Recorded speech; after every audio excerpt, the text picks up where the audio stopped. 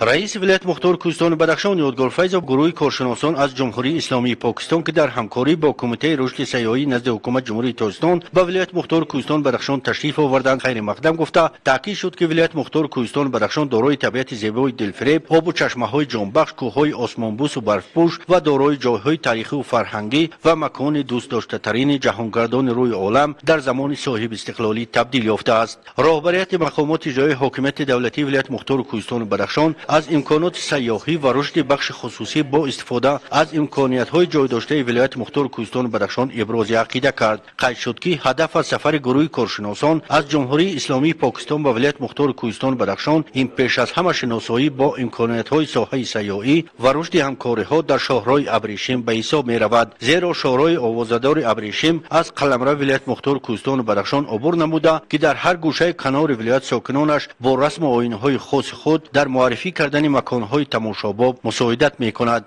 مهمانان ابراز نمودند که در دایره بازدید خود از این گوشه زیبای تاجیکستان از جایهای تاریخی حدود ولایت از جمله سلسله قلعه‌های وادی وخان ناحیه اشکاشم، چشمه‌های شفابخش و مینرالی و پتروگلیف‌های و آتشکده‌های زردشتی و زیارتگاه‌های بودایی و عرف و عادت‌های مردم کوهستان و بدخشان از نزدیک آشنایی پیدا می‌کنند. گفته شد که شمال جمهوری اسلامی پاکستان با یادگاری‌های تاریخی و قدیمی خود به مکان جهانگردان تبدیل یافته است که این روند می‌تواند با رشد ساحه سیاحی و جلب سرمایه خارجی به انفراستراکچور سیاحی ولایت مختار کوهستان و بدخشان نیز یک تکان جدی بخشد. جانب‌ها از سفر کاری اساسگزار صلح و وحدت ملی پیشوای ملت پرزیدنت جمهوری تاجیکستان محترم امامعلی رحمان با جمهوری اسلامی پاکستان و گسترش همکاری‌های من بعده دو کشور که ضمن ملاقات سودمند حاصل شده است مراق ظاهر نمودند. اطلاع داده شد که سفر کاری کارشناسان پاکستانی به کشور ما در دایره همکاری‌های سودمند دو کشور روی کار آمده است که در گسترش همکاری‌های من بعد صحیفه نوی را باز خواهد کرد.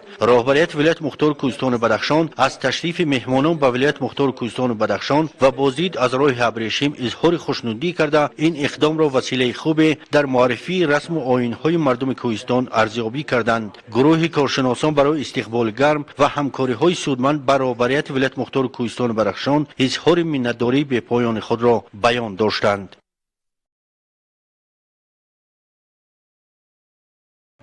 شعبه بازرسی دولتی اتومبیلی برای اشکر و پیشگیری نمودن قاعده ویرانکنی‌های حرکت در راه از طرف نابالغان عملیات بچه‌ها را به راه گذاشت که از تاریخ 5 تا 15 ایون جریان گرفت. این عملیات در نزد بازار مرکزی شهر خورخ صورت گرفته از جانب خوانندگان مؤسسه تعلیمی رقم 2 به نام دولت علی شبدالو شهر خورخ به کودکان و نورسان قاعده‌های حرکت راه را فهمانده داده شده. به رانندگان و ساکنان کتابچه‌های اطلاعاتی درباره قاعده‌های حرکت در راه تقسیم نمودند. از گفت کارمندان بازرسی اتومبیلی یکی از سبب‌های به حادثه در راه دچار گردیدن نابالغان این ندانستن طلبات قاعده‌های حرکت در راه و از بی‌نظارتی والدین و مسئولین مؤسسه‌های تعلیمی میباشد. همه ساله در حدود جمهوری تاجیکستان از 5 تا 15 ایون عملیات بچه‌ها گذرانیده می‌شود. مقصد اساسی این پیشگیری نمودن صدمه‌ها میباشد. خوانندگان و ساکنان دایر به حرکت راه معلومات‌های بیشی پیشنهاد نمودند. مقصد اساسی عملیات را پیشگیری صادرشوی حادثه‌های راه و نقلیات با اشتراک نابالغان بلند برداشتن انتظام اشتراکچیان حرکت در راه و پرزور نمودن کارهای تشویقاتی و تبلیغاتی در بر گرفت. هر یک پدر و مادر باید به فرزند خود قاعده‌های حرکت راه را فهماند. والدین با خبر باشند که از نظارت هر یک کودک خود دور نباشند، همیشه در نظارت کودکان خود باشند، چون که از پیش تعطیل تابستانه است. شما والدین محترم کودکان خود را به نظارت نمانید و واقعی هفته پیش به همه شما معلوم است شما با کودکانی که وقت بازیچه ها می دهید یا اینکه ولسپید می دهید همه وقت نظارت کنید که از همون تلفن های موبیلی کم استفاده برند. این واقعه ها اساسا از روی همینو شده ایستادند و راهگردی در راه هم از بی‌نظارتی شده ایستاده است. برگزاری چنین چاره‌بینی‌ها به فایده کار بوده در آینده نیز از جانب کارمندان بازرسی دولتی اتومبیلی به راه گذاشته خواهد شد.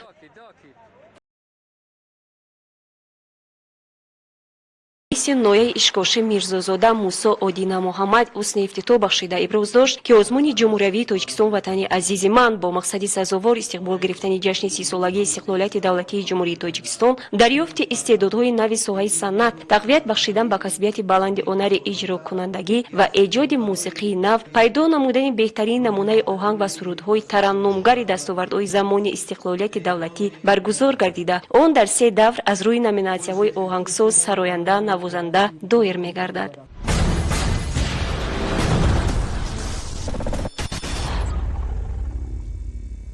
از آن افتخار دارم که در جامعه امن و آسایشته و آباد زندگانی نموده از همه نعمت‌های دوران صاحب استقلالیت برخوردار می‌باشم. امروزها ما در آستانه تجلیل 2 سنه مهم تاریخی 24 سالگی وحدت ملی و 30 سالگی استقلالیت دولتی جمهوری تاجیکستان قرار داریم. ما جوانان زادگان دوران صاحب استقلال بوده محض توجه دائمی پیشوای ملت محترم امام علی رحمان به این قشر جامعه بوده برای ما شرایط امکانیت‌های زیادی را فراهم آورده است. جواباً به همه این غمخوری‌ها و دستگیری‌ها ما وظیفه داریم که در گلگلشکوفه‌های کشور عزیزمان سهم ارزنده خود را گذاریم.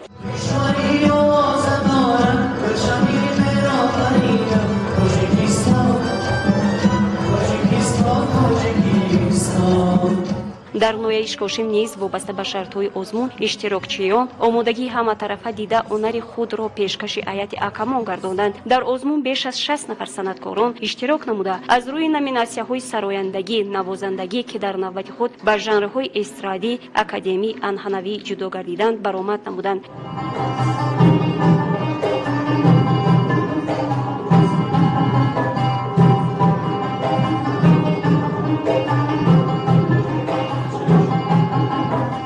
боиси зикр аст, ки озмуни мазкур бо амри хиратмандонаи асосгузори сулҳу ваҳдати миллии пешвои миллат президенти ҷумҳурии Тоҷикистон муҳтарам Эмомалӣ Раҳмон ташкил гардида соли саввум аст, ки озмуни мазкур дар қаламрави кишвар баргузор шуда истодааст.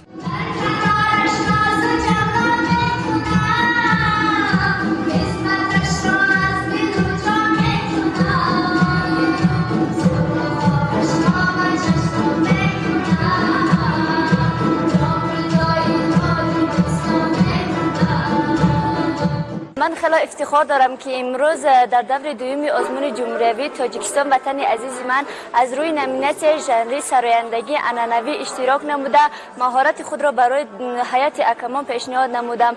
ما زادگان دوران صاحب استقلال در پرتو و هدایت‌های اساسگذار صلح و وحدت ملی پیشوای ملت پرزیدنت جمهوری تاجیکستان محترم امامعلی رحمان عمل نموده با حس بلند وطن‌دوستی و تحت شعار تاجیکستان به پیش به سوی های بلند رشد عمل می نماییم و ما وظیفه داریم که ارزش های معنوی فرهنگی خود را بهر جهانیان معرفی نماییم.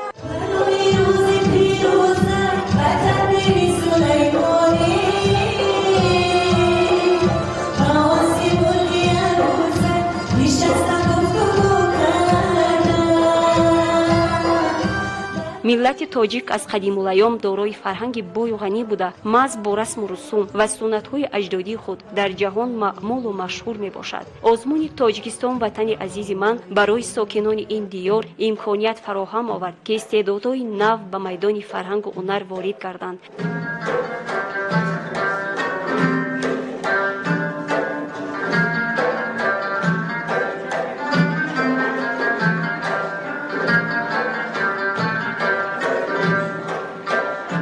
امروز در دور دوم آزمون جمهوری تاجیکستان وطن عزیز من از روی نامیناسیون نوازندگی اشتراک نموده با افتخار بلند قید می نمایم که ما جوانان پیرو پیشوای ملت بوده برای اعتماد اساسگذار صلح و وحدت ملی پیشوای ملت جناب عالی پرزیدنت جمهوری تاجیکستان محترم امامعلی رحمان وظیفه داریم که در پیشرفت و شکوفایی تاجیکستان عزیز سهمگذار بوده تحت شعار تاجیکستان به پیش به سوی قله‌های بلند رشد عمل می نماییم. در فرجام آزمون سیاد قربان محمدов مدیر شعبه فرهنگ ولایت با کل اشتراکداران جهت آمادگی همطرفه دیدن به آزمون مذکور اظهار سپاس بیان نموده قید داشت که برگزارشوی آزمون سال از سال بهتر گردیده ایستاده است. در آزمون 30 نفر به دور ناحیه و شعبه معارف ناحیه سرفراز дароз гардонда шуданд. ман сипосу миннатдории худро ба пешвои миллат муҳтарам эмомалӣ раҳмон баён менамоям ки чунин озмунҳо ташкилу баргузор гардида истодаанд ки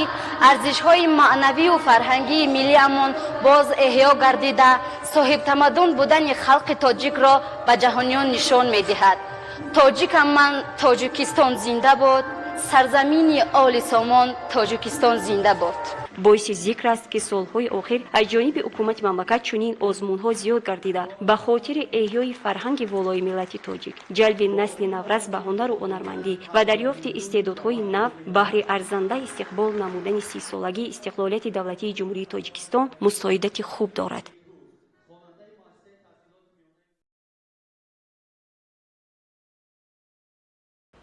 24 сол муқаддам тариқи расонаҳои ахбори умум хабари ба имзо расидани созишномаи сирори сулҳ ва ваҳдати миллӣ паҳн гардида бо ҷаҳду талошҳои пешвои муаззам миллат Эмомалӣ Раҳмон сулҳи бебозгашт дар саросари Тоҷикистон танинандоз гардид. Аз он рӯз то ин ҷониб дар ҳаёти мардуми шарифи Тоҷикистон таҳаввулоти беши рӯи кор омада, давлати соҳиби истиқлол сӯи ояндаи нек гомҳои устувор мебардорад, вале расидан ба ваҳдати миллӣ кори осон набуд. 27 июн бар рӯзи ваҳдати миллӣ дар Тоҷикистон 24 сол пур мешавад. ин воқеаи муҳиме дар таърихи навини тоҷикон мебошад ки мисли амсолашро таърихи навини тоҷикон умуман тамоми ҷаҳон надидааст. беҳуда нест ки созмони милали муттаҳид ин таҷрибаи беназири миллати тоҷикро мусбат арзёбӣ намуда ба бисёр давлатҳо ки дар он ҷо ҷанги шаҳрвандӣ то ҳозир давом карда истодааст тавсия медиҳад ки ин таҷрибаи бебаҳои ҷумҳурии мо умуман халқи тоҷикро бояд барои хотима додан ба ин ҷанги бемаънӣ бояд истифода баранд. истиқрори сулҳ дар сарзамини тоҷикон воқеаи таърихӣ буда аз ҷониби муаррихон мавриди омӯзишу таҳлил қарор дода шуда намунаи ибрат барои кишварҳои ҷангзада ба ҳисоб меравад. бе сулҳу субот на танҳо пешравии миллатро таъмин кардан номумкин аст, балки худ аз харитаи сиёсӣ нопадид гардидани он эҳтимолияти беше дорад. таърих гувост ки имрӯз қисмати зиёди давлатҳои осиё ба ҷанги таҳмиливу хонумонсӯз мувоҷеҳ омадаанд ва раҳоиёбӣ ба сулҳу қариб номумкин аст. ваҳдати миллӣ ба ивази ҷонбозиҳои асосгузори сулҳи ваҳдати миллӣ пешвои миллат муҳтарам Эмомалӣ Раҳмон ва ақлу харади халқи тоҷик ба даст омада буд. биёед як бор дигар назарандозем Тоҷикистон, миллати тоҷик дар кадом ҳолат қарор дошт. хавфи аз байн рафтани ба амал омад ва хушбахтона ба бахти миллати тоҷик ба арсаи сиёсӣ шахсе омад ки бо сиёсати дурандешонаю хирадмандонаи худ ҷумҳурии моро аз фалокат наҷот дод. имрӯз мо рӯз ваҳдати миллиро қайд карда боз як бор дигар хотирнишӣ мекунем ки он қувваҳое ки боз мехоҳанд имрӯз аз нав Тоҷикистонро ноором кунанд амал карда истоданд, вале халқи мо акнун ин халқи солҳои 90 нест. халқи тоҷик нағз дарк кард ки имрӯз дар Тоҷикистон сулҳ ваҳдат дӯстии халқҳо ҷорӣ аст ва мо боварӣ дорем ки Тоҷикистони мо бозам гулгулшукуфӣ мекунад. ваҳдати саросарии миллати тоҷик дар баробари намунаи ибрат будан барои давлатҳои ҷангзада инчунин дарси ибрат дар мавриди таъмини сулҳу субот барои насли ҷавон мебошад, зеро танҳо ваҳдату ҳамдигарфаҳмӣ, дӯстиву рафоқат метавонад ҳар як миллатро ба пояи баландтарини сулҳу субот ва ҳаёти арзанда раҳнамо намояд.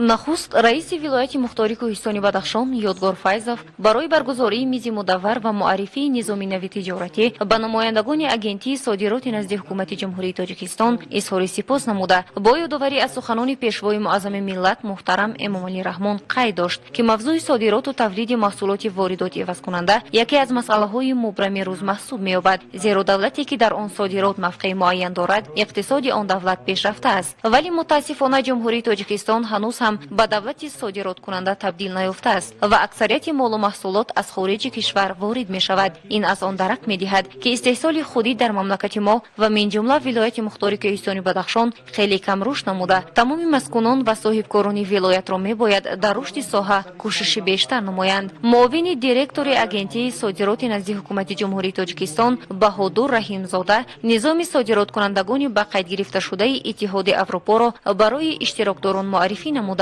қайд дошт ки ҳадаф аз қабул намудани низоми мазкур пеш аз ҳама мусоидат ба рушди босуботи миқдору сифати содироти молу маҳсулот ва хизматрасониҳои истеҳсоли ватанӣ, мусоидат дар баланд бардоштани иқтидори содироти кишвар ва мусоидат ҷиҳати ҷалби харидорони мустақим, миёнравони боэътимод, шабақаҳои фурӯши молҳои яклухт ва дигар шарикони тиҷоратӣ дониста мешавад. мушкилоти асосии самти содирот ин мавҷуд набудани марказҳои логистикӣ, инфрасохтори роҳ, маълумоти кофӣ надоштан дар бораи бозори тиҷорат ва хизматрасониҳои бурунмарзӣ маҳсуб меёбанд. гуфта шуд ки амалӣ намудани низоми нави тиҷоратӣ дар ҷумҳурӣ барои беҳтар намудани сатҳу сифати маҳсулоти содиротӣ мусоидат намуда, агентӣ бо ҷалби соҳибкорону шарикони рушд метавонад ба муваффақиятҳо ноил гардад. дар ҷараёни мизи гирд иштирокдорон бобати низоми содироткунандагони ба қайд гирифташудаи Иттиҳоди Аврупо суолҳо пешниҳод намуда ҷавобҳои мушаххас гирифтанд. раиси вилояти мухтори кӯҳистони бадахшон Ёдгор Файзов арз дошт ки ба роҳ мондани чунин низоми тиҷоратӣ дар вилоят ва ҷалби соҳибкорон ба истеҳсоли маҳсулоти ватанӣ барои амалӣ намудани яке аз ҳадафҳои стратегии ҳукумати ҷумҳурӣ саноати кунонӣ бо суръат мусоидати хуб намуда, ба ин васила фаъолияти соҳибкорӣ дар ҳудуди вилоят боз ҳам рушд хоҳад кард.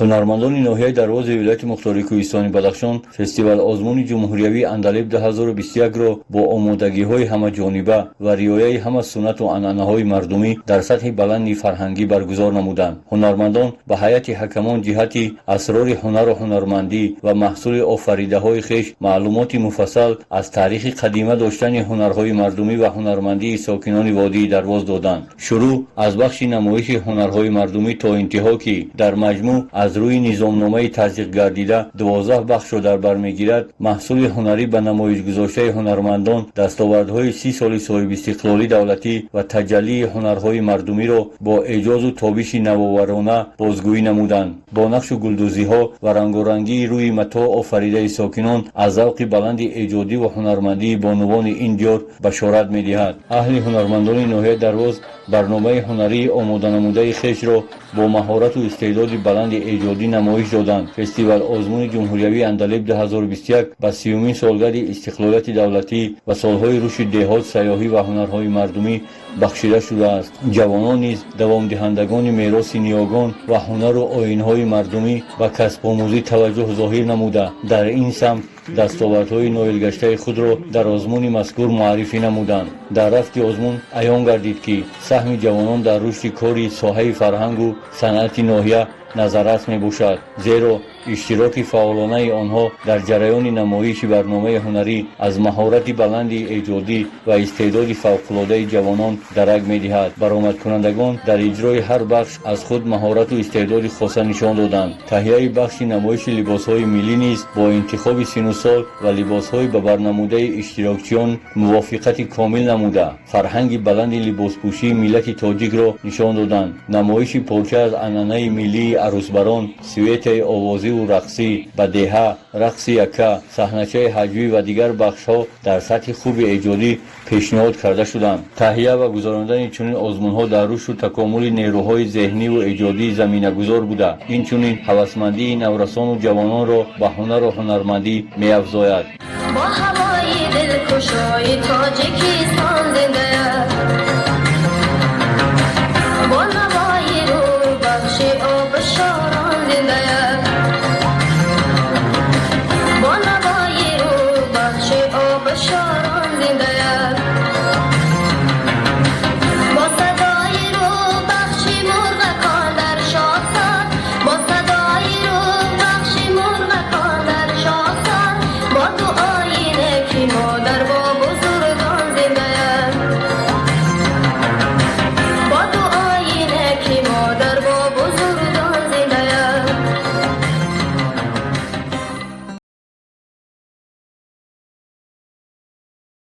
мизи мудаввар бо суханони муовини раиси вилоят Назира Амирбекзода оғоз ёфта гуфта шуд ки ташкилоти ҷамъиятии Ҳилоли Аҳмар бо мақомоти иҷроии ҳокимияти давлатии ҳамкории ҳамаҷонибаро бар роҳ монда дар самти кӯмакҳо низ фаъолияти хубро нишон дода истодааст. соли 2020 бо вуҷуди паншавии бемории COVID-19 аз ҷониби ҷамъияти Ҳилоли Аҳмар барои сокинони вилояти мухтори Кӯҳистони Бадахшон кӯмакҳои саривақтӣ расонида шуд ки сокинони ниёзманди аҳолӣ тавонистанд аз он бархурдор гардиданд. ин ҷамъият ба онҳое ки бар асари офатҳои табиат хисорот бардошта буданд кӯмаки амалӣ расонида дастгириҳои гуногун манзур намуд. Назира Амирбекзода муовини раиси вилоят таваҷҷӯҳи намояндагони ин ҷамъиятро ба тақсими воқеъбинонаи кӯмакҳо дар баробари дигар минтақаҳои кишвар дар вилояти мухтори Кӯҳистони Бадахшон ҷалб намуд. ҳамоҳангсози барномаи иттилоот ва ҳуқуқи байналмилалии башардӯстии ҷамъияти Ҳилоли Аҳмари Тоҷикистон Нодир Аминзода ҳадаф аз роҳандозӣ намудани мизи мудавварро чунин арзёбӣ намуд. ҳадаф аз баргузории ин мизи мудаввар ин тақвият бахшидани ҳамкориҳои байни бахшҳои Ҳилоли Аҳмари Тоҷикистон дар ҳамаи шаҳру ноҳияҳои вилояти Кӯҳистони Бадахшон ва ҳукуматҳои ин шаҳру ноҳияҳо, яъне 8 шаҳру ноҳияҳое ки дар вилояти Кӯҳистони Бадахшон ҳастанд, яъне ҳамкории байни мақомоти иҷроии ҳокимияти давлатии вилояти Кӯҳистони Бадахшон ва бахшҳои Ҳилоли Аҳмари Тоҷикистон дар ин шаҳру ноҳияҳо мебошад. мо кӯшиш мекунем ки ҳамавақт фаъолияти худро дар сатҳи фаъолияти башардӯстона байни мардум паҳн намоем ва дар ин ҷода ҳамкориҳои байни мо ва байни ҳукумати шаҳру ноҳияҳои ҷумҳурӣ тақвият дода шавад. мавриди қайд аст ки самтҳои асосии фаъолияти ҷамъият ин тайёрӣ ва эътино ба ҳолатҳои фавқулода, тандурустӣ ва ёрии аввалия дар сатҳи ҷомеа, тарғиби усулҳо ва арзишҳои башардӯстӣ, баргузории курсҳои омӯзишии ройгон ва маслиҳатҳои ҳуқуқӣ ба муҳоҷирони корӣ, барқарорсозии робитаҳои оилавӣ ва хадамоти ҷустуҷӯ, ҳамзамон иттилоърасонии аҳолӣ аз хатари минаҳо ва ғайра ба ҳисоб меравад. вобаста ба ҳамкорӣ қайд кардан зарур аст ки таи солҳои охир, яъне дар 30 соли истиқлоли давлатии ҷумҳурии Тоҷикистон аз тарафи ин ташкилот кӯмакҳои бевосита ба тамоми ниёзмандон, ба он нафароне ки дар заминҷунбӣ зарар дидагиянд, он нафароне ки тариқи дигар проблемаҳо ҷо дошта буданд, ҳамкорӣ зич доштанд, барои ба кӯмакҳои аввалин дараҷа расонданд ва аз он ҷумла дар худи соли 2020 вобаста ба паншавии касалии ковид ин ташкилот якумин шуда барои сокинони вилоят мухтори Кӯҳистони Бадахшон кӯмаки аввалини худро расонданд ва ин ҳамкорӣ доимӣ аст ва дар ҳамкории мақомотҳои шаҳру ноҳияҳои вилоят ташкилоти ҷамъияти Ҳилоли Аҳмари Тоҷикистон дар вилоят ҳаматарафа кӯшиш карда истоданд ки дар ҳамаи самтҳои фаъолияти кории худашон ба сокинони вилоят шаҳру ноҳияҳо кӯмаки аввалаи худро расонанд. боиси қайд аст ки ҳаракати байналмилалии салиби сурх ва Ҳилоли Аҳмар бо 192 кишвари узви ҳаракат ҳамкории ҳамаҷониба дошта зиёда аз 97 миллион ризокоронро дар ихтиёри худ қарор дорад. дар рафти мизи мудаввар барои аъзоёни ҷамъияти Ҳилоли Аҳмар наворҳои видеоӣ пешниҳод гардид ва дар анҷом миёни иштирокчиҳо мубодилаи афкор ба миён омад.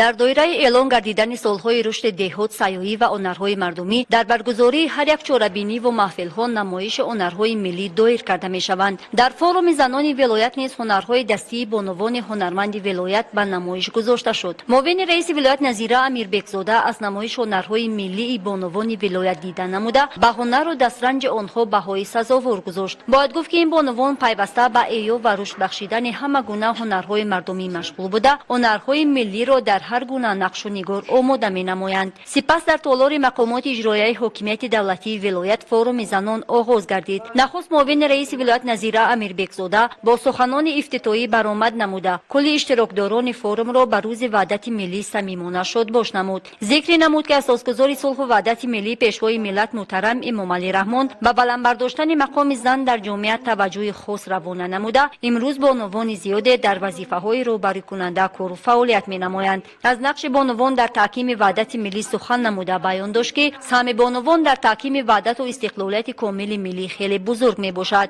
چنین فضای آرام و آسوده وطن برای بانوان امکانیت بیشتر را فراهم آورده است و زنان به یگان مشکلی در ساحه‌های مختلف کار و فعالیت دارند. پری غلامایدر و مدیر بخش کار با زنان و عائله مقامات اجرایی حاکمیت دولتی ولایت در موضوع نقش زن مادر در تحکیم وحدت ملی برآمد نموده ذکر داشت که روز وحدت ملی برای ملت تاجیک یکی از بزرگترین جشن‌های ملی محسوب می‌یابد، چرا که با به امضا رسیدن سازشنامه عمومی استقرار صلح و رضایت ملی در مملکت فضای آرام و آسوده حکم فرما گردید و مردم در پرتو سیاست خردمندانه پیشوای معظم ملت محترم امام علی رحمان سوی آینده باثبات گام می‌نهند. در فورم زنان ولایت اینچنین بانوان فعال و سابقه داران ساحه از نقش بزرگ زنان در تحکیم صلح و ثبات در مملکت ابراز عقیده نموده بیان داشتند که ما بانوان خوشبختیم که در فضای آرام و آسوده جامعه حیات به سر برده ایستاده‌ایم و شکرگزار از وحدت و استقلالیت دولتی هستیم. چاره‌بینی خاطرمان صورت گرفته باری دیگر از نقش سازنده زن مادر تاجیک در پیشبرد حیاتی جامعه شهادت داد.